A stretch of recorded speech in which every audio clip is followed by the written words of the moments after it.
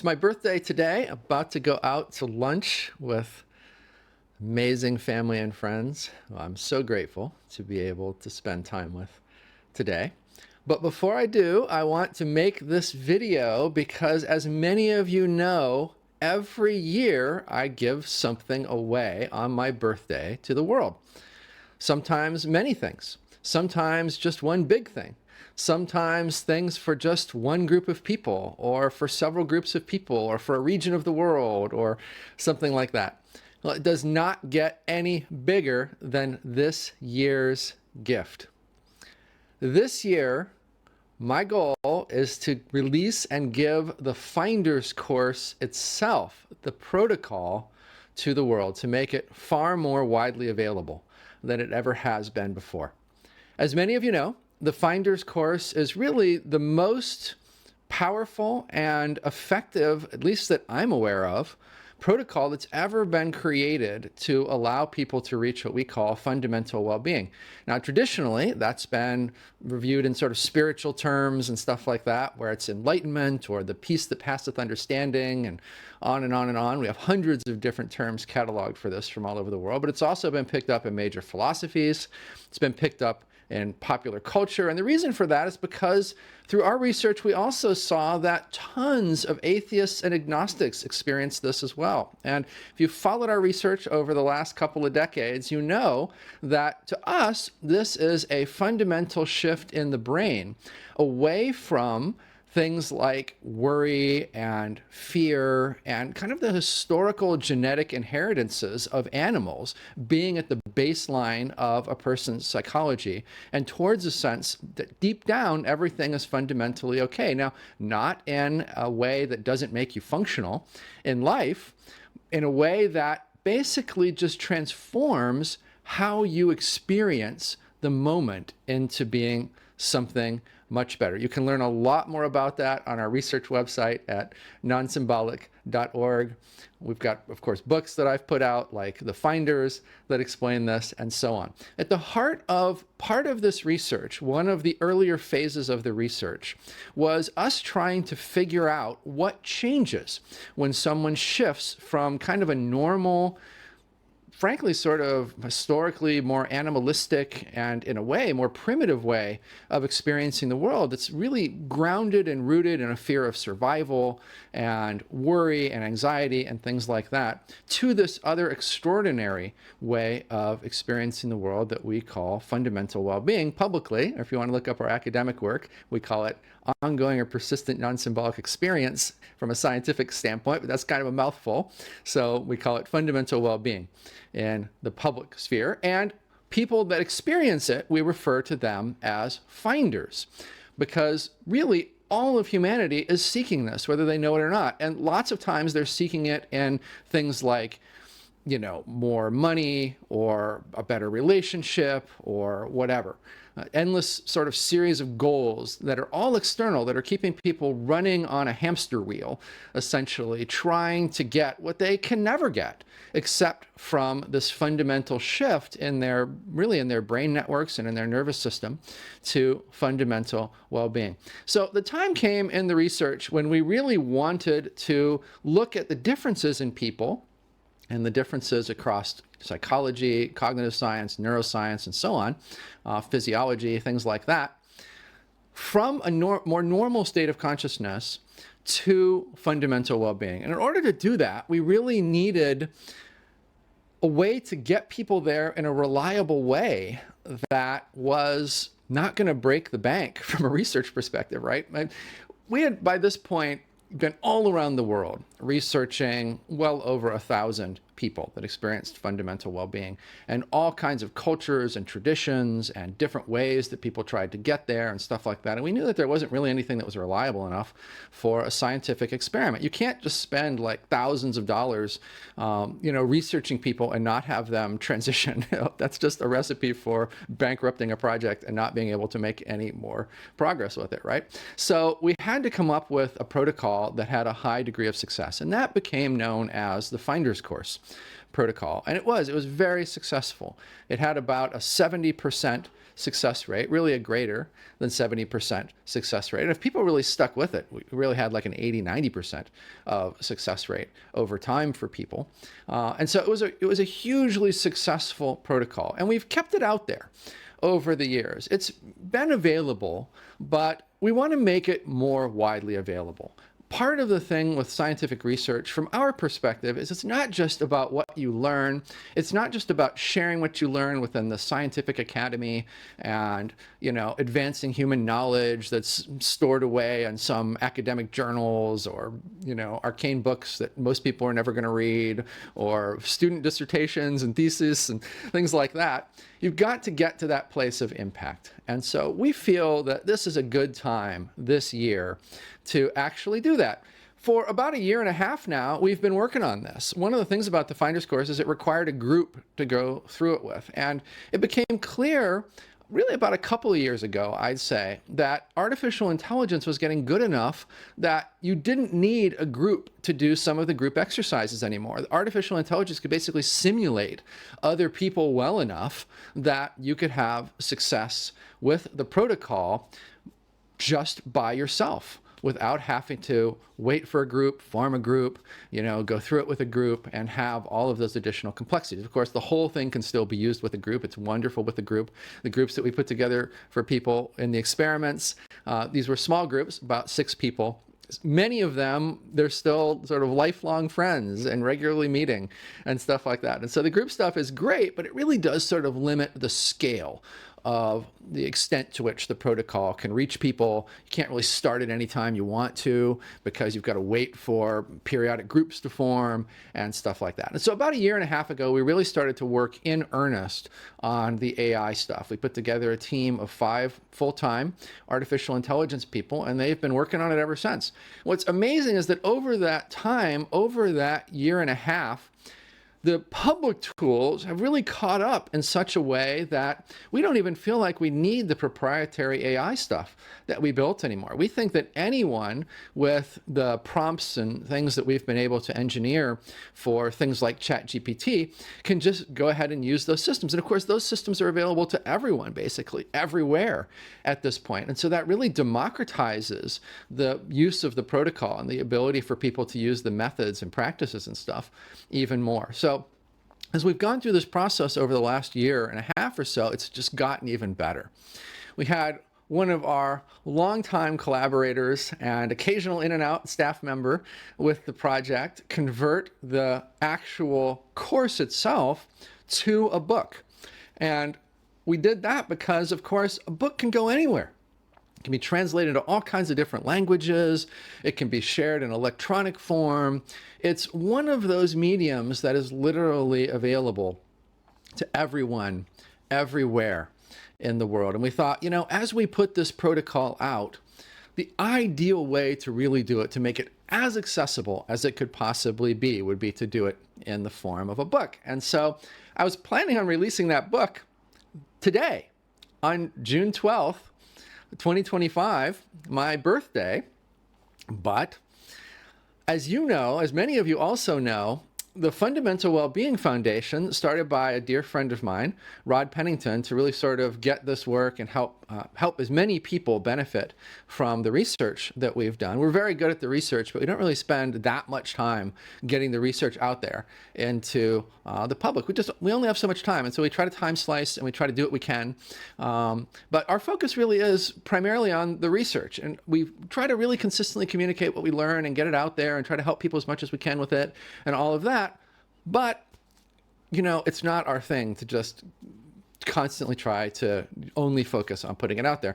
And so Rod realized, I guess maybe a couple of years ago now, that was a real need, that it would be wonderful if there was an organization that was just, basically a nonprofit that was just dedicated to that. And he started that. And then this year, he has brought on a couple of absolutely amazing high-level staffers to help with a new project around helping people to realize that they're finders. A lot of people out there are finders and they don't know it. There's no real cultural identity around being a finder. And so they're working on a project that does all of that. One of those people was actually, her name is Jocelyn, and she was for a very long time kind of at the heart of Jack Canfield's empire. Maybe you know of him from Chicken Soup for the Soul or the Success Principles, or he's literally sold hundreds of millions of books. So I would put his impact at probably over 1 billion people's lives at this point. You just really don't get much more successful. I don't know of anyone who's been more successful than him at producing really positive impact on people's lives. Well, Jack is retiring. And actually, this month is really, he's doing his sort of final events and stuff like that and wrapping up. And that made the sort of one of the superstars at the heart of all of that available for Rod to bring into Fundamental Wellbeing Foundation. And so that's Jocelyn. And so Jocelyn got pulled over to this. And I was talking to Jocelyn a while back, and I was telling her about, the birthday thing, what we're going to do for the birthday thing. And she said, you're really thinking about this from way too limited of a perspective. You need to be thinking about the Finders Course protocol as what it really is. The Finders Course is really a community of people. It's many, many thousands of people, I'm sure probably over 10,000, who knows how many people at this point, who have used the protocol in some way to have this radical shift and this radical transformation in their life. She's like, you have to, acknowledge and really, include the community in this moment of releasing the book. And she basically said, I tell you what, you need to go even further than that. She's like, you've got all these videos for the Finders Course. You should put those out with the book. You should just get it out there across all of these mediums in so many different ways. Well, I was always thinking, well, it's my birthday. On my birthday, I release things like books. And so I just sort of had it in this little silo in my head to put the Finders Course out as a book today. And she said, no, you need a much bigger and broader and more expanded vision of this. You need to honor the community of people who have really contributed to it and who might want to contribute more to it.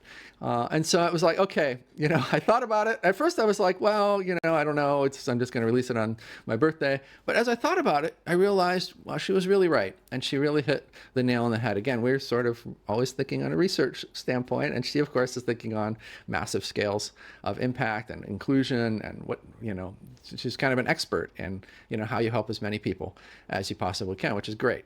And so the whole project then transformed. And instead of releasing a book today on my birthday, we're going to do something very different.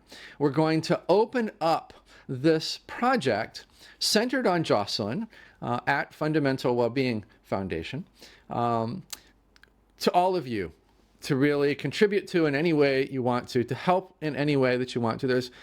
It makes perfect sense. Let's get some more eyes on the manuscript and, see what needs to be changed, what's understandable, what isn't understandable, what can be improved. Just like we did with the Finders, hundreds of people, I think something like 350 people or something read the Finders before that book was released. And it really made it a book that was far, far better than the original that we started with. Same thing, I think, can happen here. But there's also so many other amazing ways to really be involved. And so Jocelyn would like to pull together the wider Finders Course community, those of you who are interested in helping out in any way with taking this incredible protocol that has transformed so many lives, that is going to transform many, many more lives, and just blowing it up even more. Multiple languages, every possible, format that it can be out there, and so on. And so for those of you that have been impacted by this, and I know there's so many of you out there, and I know that so many of you have communicated with us over the years and been like, how can I help others?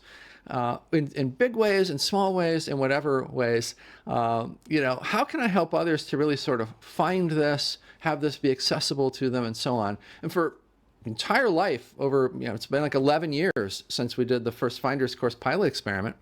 Over really that entire time, we've been like, well, this is a research project and so many people take it a month and, all of that. And there hasn't really been a good way. But now that moment has arrived. It's time to check the final box on the research, which is translation into the world to help the world as much as it possibly can be helped. And that's all going to now center under Fundamental Wellbeing Foundation, really spearheaded, in this case, by Jocelyn. And so I would love to invite you today on my birthday to join me and to come together in giving this gift as maximally as it possibly can to the world over the coming months.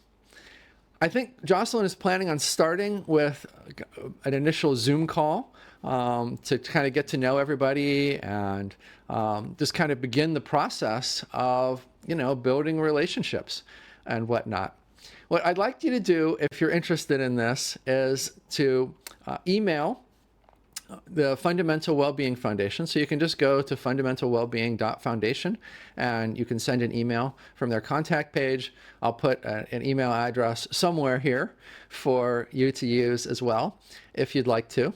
And then for those of you that don't, that's perfectly fine. We just, I'm not saying, let's get everybody that's ever been involved in this or whatever else, come on in and, we expect you to help out with. That's definitely not the case at all. But for those of you who are really excited, who would like to be part of this moment in history where this protocol is about to go out really, widely for the first time into the world, we'd love to have your help. And for the rest of you, keep your eyes peeled, because over the coming months, the Finders course is going to be released to the world in a way that is fully accessible, really, for the first time. This is the final version of the most effective version of the Finders course protocol. So this is the long version of it, not the short version of it that we created during COVID. That version is actually still being hosted at Fundamental Wellbeing Foundation. You can take it at Fundamental Wellbeing Foundation. This is the last full, most effective research version of the program that we're going to be putting out. All right, well, thank you so much.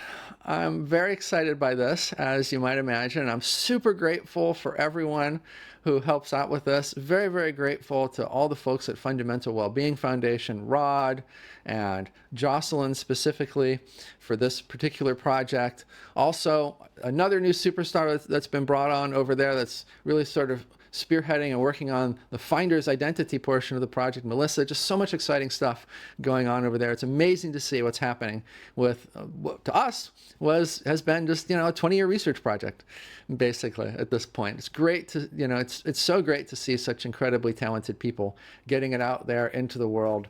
And I would really invite you to just take this moment and join them. There's so much happening over there, and there's so much impact that can be had on a global scale around all of this. This is really the kind of stuff that has that possibility of changing the world. Getting a Finder identity out there, getting this protocol out there, and just having this stuff just be ubiquitous. Imagine a time when everyone knows what a Finder is. Think of the impact associated with that. Right now, most people don't even know it's possible as something to pursue. It's even an option in their life to go in that direction. But we all know there's all kinds of other options for our lives, right? There's kind of an infinite number of options for our life. We can have certain professions. We can have any number of different identities. Hobbies are identities, right? There's so many identities. When you have an identity in the world, whether it's a fireman or a gamer or a surfer or whatever it is, there's just so many identities. An identity is a possibility, right? And so if there's something called surfers, and they do this thing with surfboards and the oceans, or sometimes at parks these days, water parks and things like that. That's something that I could do. That's something that could be a part of my life. When you have identities that are known widely, they represent potential and possibility that people can choose from in their life. There are no identities at a sort of a global cultural scale around being a Finder right now. And so that's a huge and extremely important project that the folks at Fundamental Wellbeing Foundation are working on, and especially the CEO of Fundamental Wellbeing Foundation, Melissa. And so, there's just so much going on. And I would really encourage you, if this is something that's exciting to you, this is the moment to really get involved with those guys. I'm not on their board. I'm not, an employee of them or anything like that. They really are, sort of their own thing, just out there trying to bring this to the world as much as they possibly can. They've got great resources, incredible amount of talent, huge amount of energy, fabulous network. Really, they are incredibly positioned in order to do this. Rod has done an excellent job of putting together that whole foundation and really making sure that it is powerfully positioned to be able to do these types of things in the world. And so if you're not familiar with it, go check it out. Again, fundamentalwellbeing.foundation is their website. Of course, you can just type Fundamental Wellbeing Foundation to Google or something, and it'll pop right up. Okay, well, that's it. I'm going to get to lunch with my friends and family and kind of kick off the birthday festivities here.